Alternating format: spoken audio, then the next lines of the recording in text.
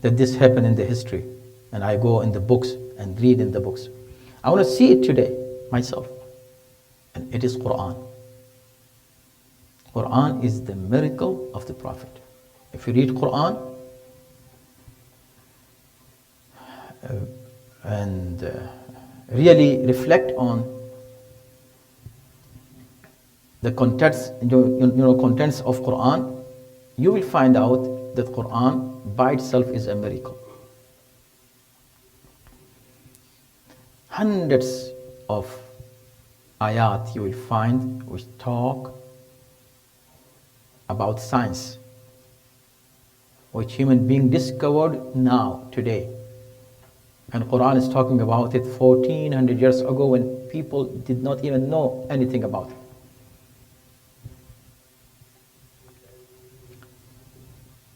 So I can give so many examples here, but I was talking about the miracle that when we talk about the Prophet, that he was a prophet and he had a miracle.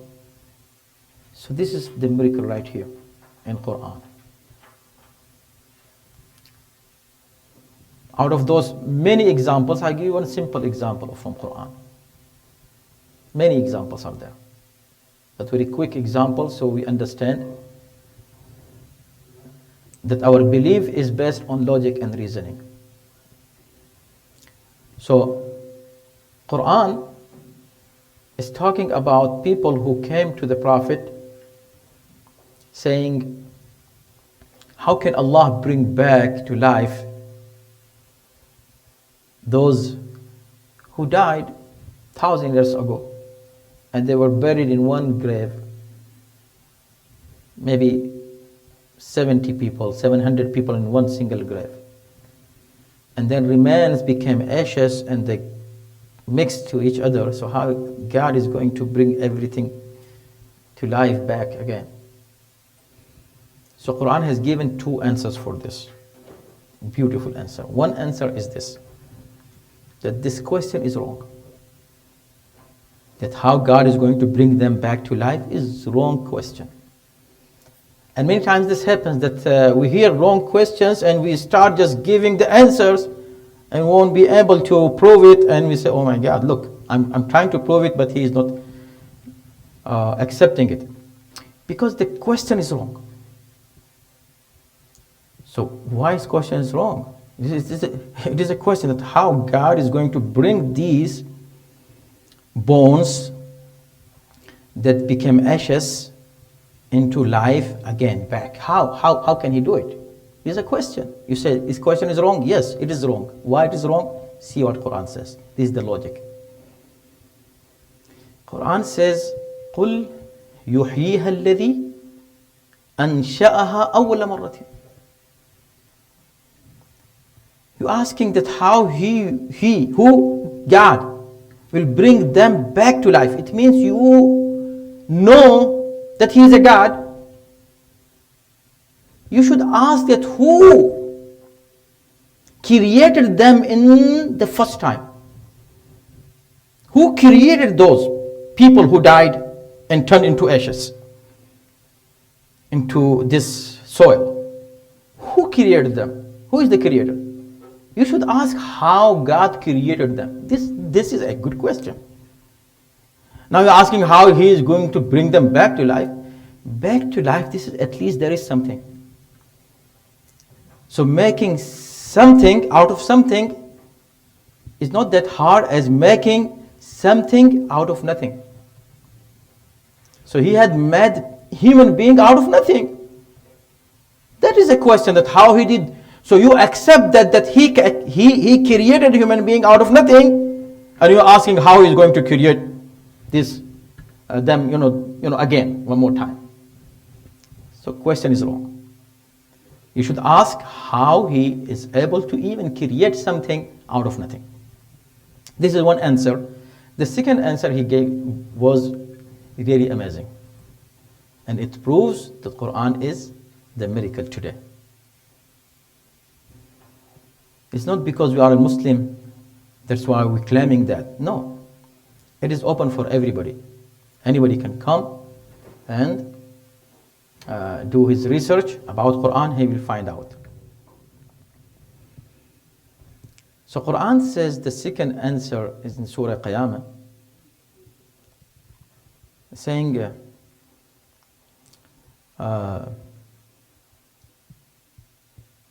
أيحسب الإنسان أن لن نجمع عظامه.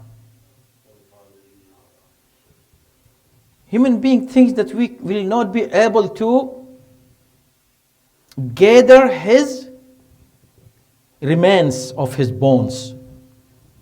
We cannot gather it together, put them together again, so that they become again the human being like before. In one grave, 70 people are buried there.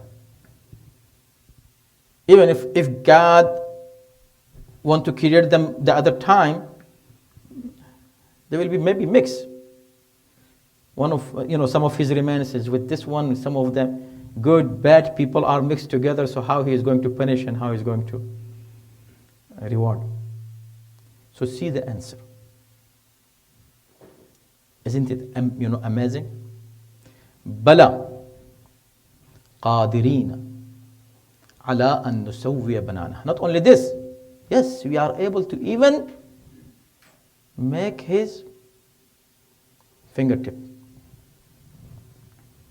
If you go back to Quranic explanations and exegesis, so the scholars are really, they wonder that why God used fingertip. Why didn't he say, I am even able to make your brain work again, your heart work again, your eyes will be able to see again? Because these organs are more complex organs than fingertip. And a state of challenge, you should bring something which is really, really very hard and kind of impossible to happen. So fingertip is more complicated and harder to make, or brain, or heart, or eye, or tongue to speak again. So God didn't use any of those organs. He said fingertip. So the commentators of Quran, they stopped here. They said, we don't know why God said this, but today we know why. Because the question was how God is going to bring all these mixed bones back to life, and everybody will be the same person as he was before. So God used this analogy. He said, your fingertip, banana, we are going to make your fingertips. Today the science discovered, just 100 years ago, that every human being has a print on his fingertip. It's called fingerprints. Everybody knows that. It's so simple today for everybody. It's now for you known, but 100 years ago people didn't know that. There are no two people whose fingerprints matches. And the whole, starting from Adam until now, until the day of judgment, every human being will have had before and having now different fingerprints. Allah says, when I bring you to life back, you will be exactly the same with your personal identity of fingerprint. This miracle, for sure. Who knew 1400 years ago that fingertip is something to mention as an answer for such a question? But today, this is the best answer can be given to prove that God is able to bring everyone to life with his own identity. You will be the you, he will be him, and he will be him. Everyone sing. So this is a miracle. Quran is a miracle. So now why we believe in Prophet Muhammad? Because Quran is a miracle. Same thing. When we say that the prophet is a prophet, so we are not just mentioning the history that he was a prophet, he showed some miracle, he was this. It's not history. It is now, right now. You want to see his miracle? See it. Come on. Read Quran. Reflect on Quran. You will find that yes, a regular human being cannot bring such a book. So he is a prophet. Same thing about Imam Ali alayhi salam. Exactly same thing.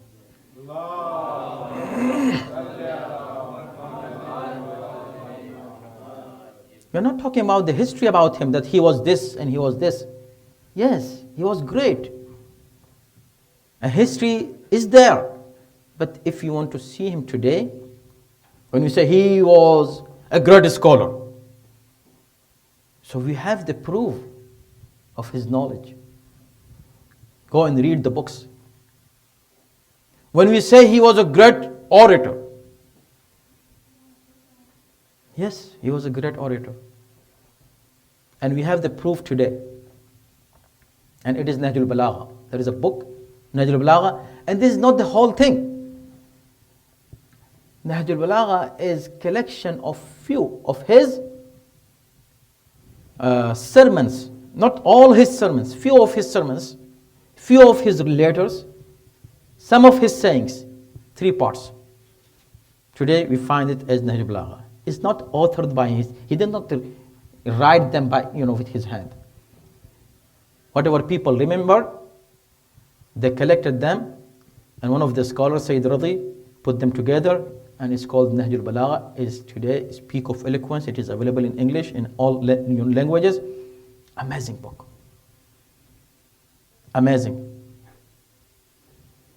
To the level that when he started speaking in first khutbah about the creation of God, that how God created the universe, how God created the earth and the skies, how he created the whole world.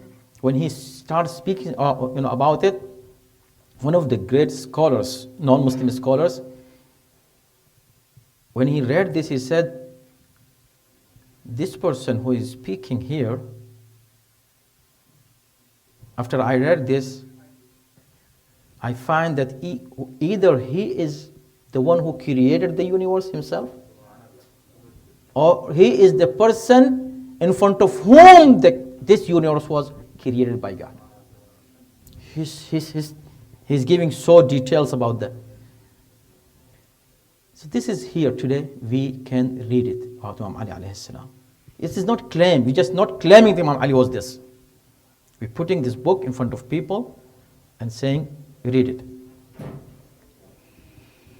In one of his, Imam Ali, he was, I said he was the best warrior. And believe me, if we bring all those good, great warriors in the history, warriors, make a list and bring Imam Ali. Imam Ali is the bravest person. Again, is not claim.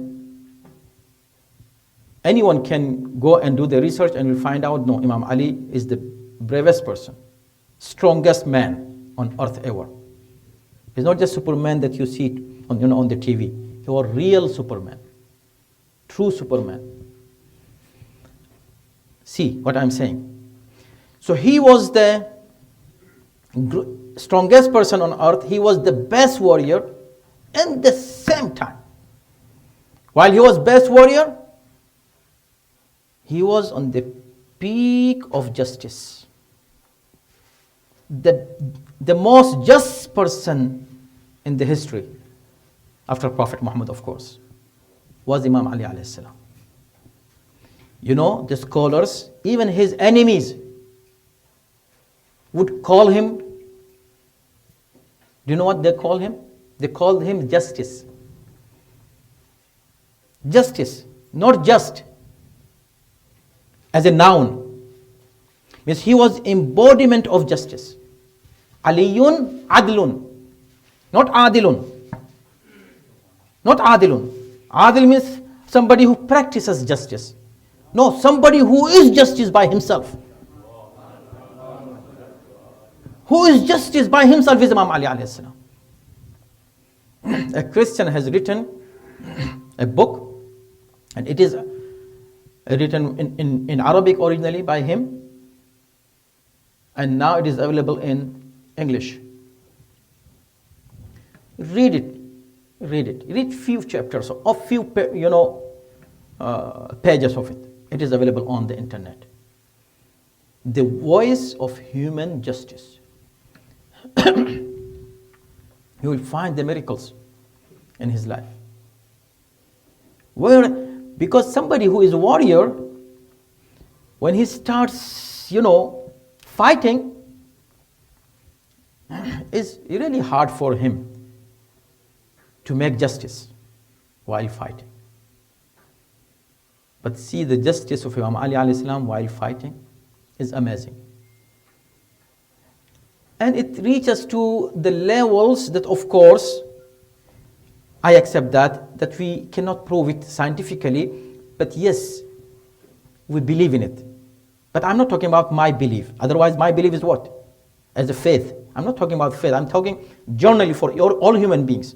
So they can go and do the research. But if you ask me about my belief, what we believe in Imam Ali, the sword that he had is called Zulfiqar. Right? When he used to fight with his Zulfiqar, and of course all his fights were defensive fights. He never attacked anybody ever in his life. This is his justice. But he was strong as well. He did not let anybody come and kill people and kill innocent people. He would come to defend those innocents. But he used his Zulfiqar. So one day, one of his commanders, Malik Ashtar, as you know, when he would kill someone, any terrorist, he would kill any wrongdoer, he would say, Allahu Akbar. This was the real takbir, true takbir, not the one that is used by the terrorists today. They say Allahu Akbar and kill innocent people, kill children. See Imam Ali, if you want to see what Islam is, see Imam Ali alayhi salam. So he came, he counted the takbir of Imam Ali alayhi salam, how many times he is saying Allahu Akbar. So he realized that he said it 36 times. He was also a brave, Malik Ashtar. He also counted himself that how many people he killed. 36. So he was very happy. He came to Imam Ali alayhi salam. He just smiling. He didn't say anything.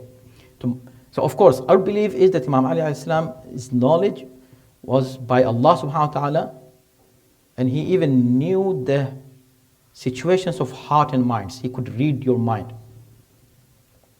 So when he saw Malik Ashtar is smiling, said, you look happy today.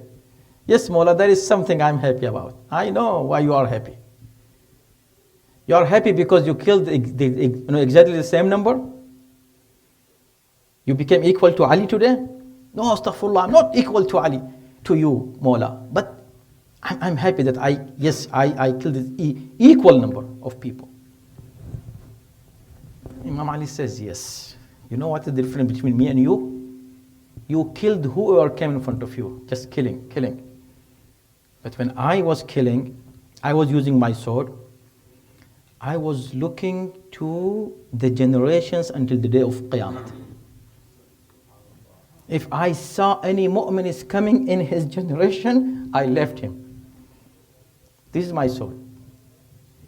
So these are beliefs. Of course, we cannot prove this maybe scientifically, or maybe someday someone be able to that, but I'm not able to do that today. This is miracle, totally miracle. But I'm talking about the common issues that Imam Ali alayhi salam had. Those also are impossible to find in one person today. Not these miracles, not such miracle that I just mentioned. No, his regular skills, his regular, abilities were to the level, and so many, from any aspect you see him, you find him. How it is possible? You will say, how it is possible? Somebody to this level of knowledge, when he starts speaking, he is the best orator. When he comes to the battlefield, he is the best warrior. When he becomes, a judge, he is the best judge. Best judgments. And the peak of patience. All these things together, how can be gathered in one person? So Imam Ali by himself was a miracle of Rasulullah sallallahu alaihi wasallam.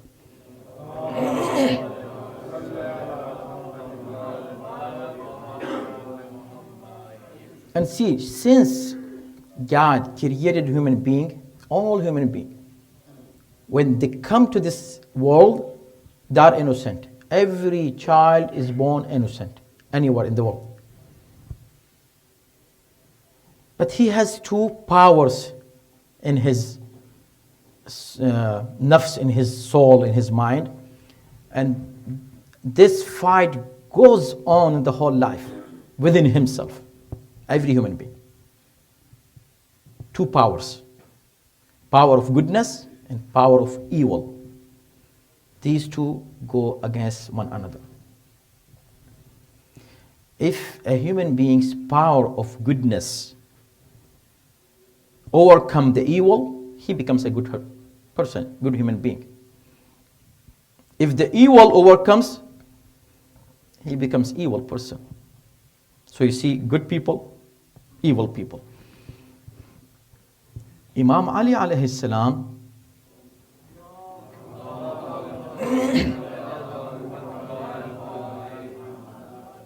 he had the best friends. If you want to find friends in the history, who had the best friends? Best friends had Imam Ali alayhi salam. And of course, then until Karbala, all of them were friends of Imam Ali, Hubbi Ali. Those who love Imam Ali, they loved all his children, loved Imam Hassan, Imam Hussein, all of them. But best friends, Imam Ali had. Who had the worst enemies? Arch enemies. Imam Ali. Best friends, worst enemies. Why? Because he was the symbol of goodness, real goodness. So anybody who loved him, he showed that he is a good person. So power of goodness overcame the power of evil in him.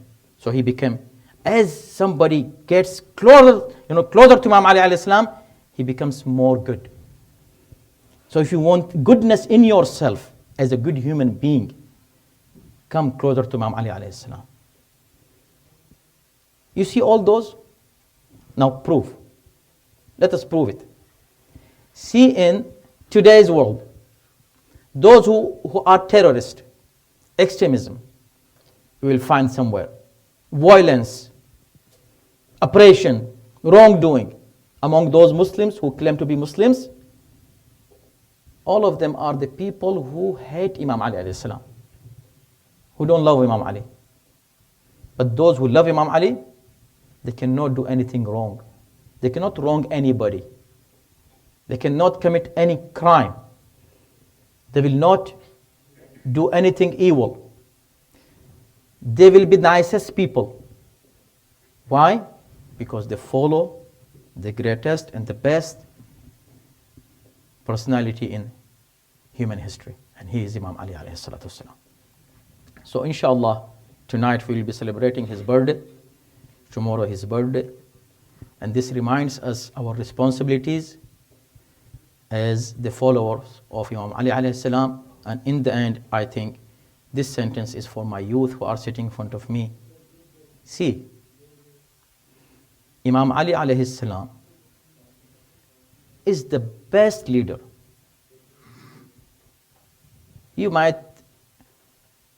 Somebody might disagree, but you, all of you who are sitting here, you agree on this. Imam Ali is the best leader ever in the history. Best leader.